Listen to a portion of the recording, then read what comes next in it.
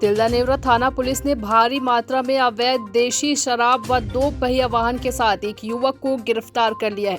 Police के अनुसार गश्त के दौरान सूचना मिली कि एक युवक बैकुंठ देशी शराब दुकान से टंडवा मुख्य सड़क से अवैध शराब लेकर कहीं जा रहा था। इस पर थाने के पुलिस बल पहुंचे, जहां युवक मोटरसाइकिल में था। पुलिस ने युवक को रोककर जांच की तो उसमें अवैध देशी शराब मसाला के 49 नग पौवे पाए गए। इस पर पुलिस ने आरोपी पीताम्बर निषाद ग्राम सड्डू निवासी को गिरफ्तार कर शराब व मोटरसाइकिल को बरामद कर जब्त कर लिया है। वहीं पुलिस ने आरोपी के विरुद्ध आबकारी अधिनियम धारा 34(2) के तहत मामला दर्ज कर उसे न्यायिक हिरासत में जेल भेज दिया गया है। तिल्दा नेवरा से अजय नेताम की रिपोर्ट। 26/7/2022 को मुखबिर सूचना पर